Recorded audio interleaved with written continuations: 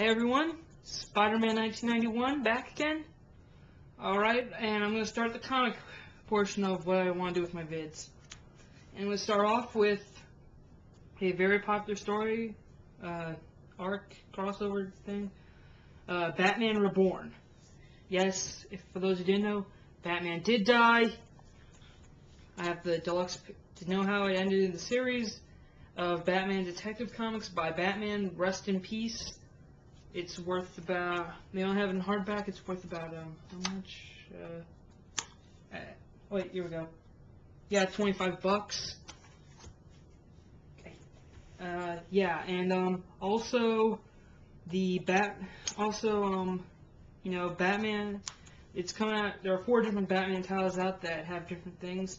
These 3 Batman, Batman Robin, and Red Robin. There's Detective Comics, but I didn't want to buy that one because it had Batwoman, and it's not really, and she's not one of my favorite characters. So let's get started on these comic reviews. Okay, first off, we got Batman. For those who didn't know, Dick Grayson is the new Batman. Yes, he has fulfilled the prophecy. And now, alright, so anyways, for Batman, it was a good jumping point, alright? It dealt into Dick's character about how he's trying to become Batman after the battle for the cowl, and it did deal with Alfred trying to put Alfred's in this, and he's a good major part of it because he's trying to push Dick into becoming the Batman. But Dick's trying to become Batman, but just on his own terms. Like, he doesn't want to act like Bruce under the costume. He wants to act like himself, as he did as Nightwing, while wearing that, all dressed as Batman, but still instilling fear in the hearts of the enemies and stuff.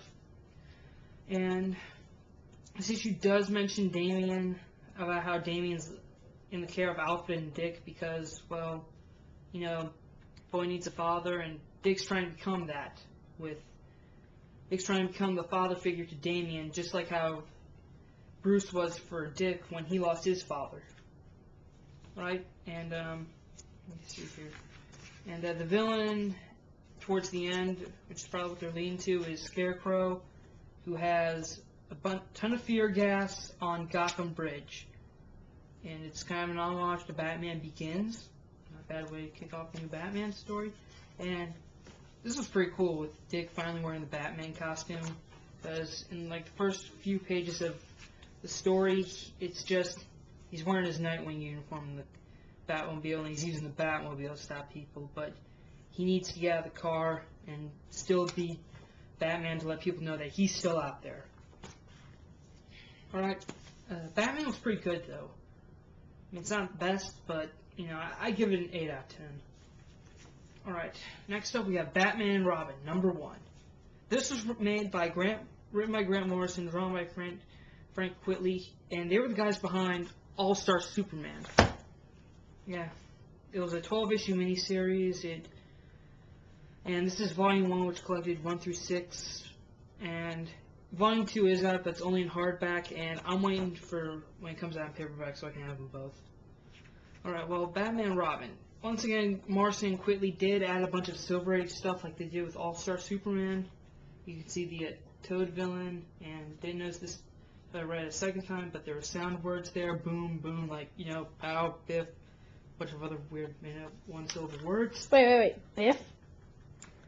Focus. And Wait. No. What does Biff mean? I have no idea. They made them up. It was the 70s. They're probably high, okay?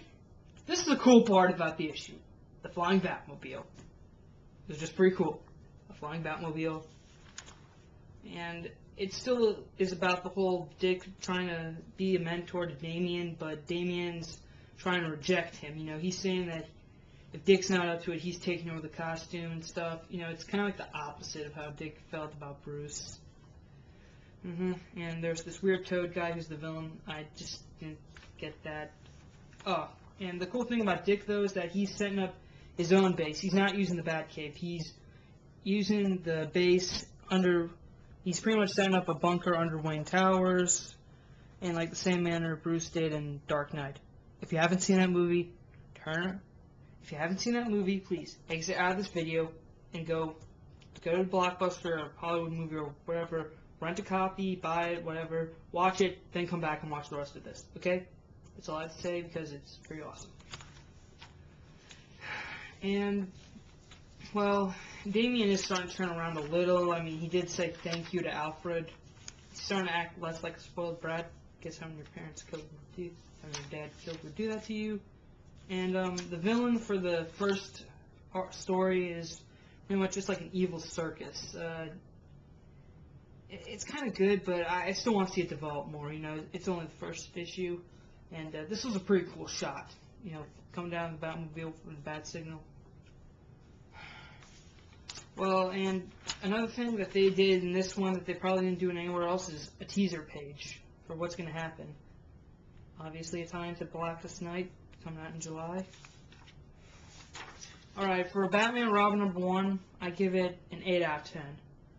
I know, same thing, but it's still... I'm giving these guys credit because of All-Star Superman, but still, we have to see where the story develops. And finally, we have Red Robin. Yes, this is Tim Drake, the third Robin, wearing the same costume Jason Todd wore, except this time, he's actually a good guy under the costume. Hopefully, he'll be able to do more good with it than anyone else who's worn it on the primary universe. Well, pretty much, this is, again, Tim dealing with loss. You know, like how 2 years ago when his dad died, he dealt with that. When Jack Drake died, felt bad about it, but kind of kept it bottled in, but not with the Titans. And then after Infinite Crisis, when he lost Connor and tried to clone him after a year. But it's worse this time because Tim's lost like both at the same time. His surrogate father and best friend mentor. This issue does have a flashback to when Tim speaks to Dick about his role in the protecting Gotham or whatever, but Dick is trying to tell him that he's his equal, not his side, not Robin, okay? He's telling him, like, you know, you don't have to hang around here. Don't be Robin, alright? You're my equal. You're not my sidekick. And Damien's kind of being a dick to him about, you know, how he's Robin and all. I like this part where he punches him. It's kind of like, you know, younger brother, older brother. Third older brother here. You know, and Tim's kind of mad, but also at the same time, he, like 90% of all Batman fans, agree that Bruce is going to come back. Like, he's alive, but he's going to come back somehow. Nobody knows how, but he's going to come back. And also in this issue, Tim did mention that he would have to cross the line. Like, he says he's afraid he's going to have to cross the line, and he's using the costume of Red Robin because it's tainted already because of what Jason did. But I don't see Tim killing anyone in the line of duty. He's angry and frustrated, but I just don't see him killing anyone, like, out of, you know, anger or whatever. Just, I mean, he may go, like, near the border of it, but I just don't see him getting really angry and doing it. He's a good kid. And the villain for this story, Ra's al Ghul. He's one of my favorite Batman villains. I'm excited about this. It was okay, though, but it just felt kind of weird. Like, I am worried that Tim might do it, might not. It's still, I have to wait and see. I give it a 7.5. The artwork was kind of a little, you know. Alright, so this is how it works for me. For my Batman Reborn series, third place, Red Robin. Second place, Batman Robin.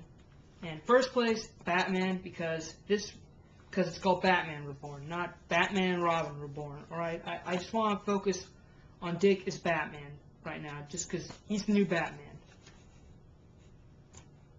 Really, laughing at the name, that's so original.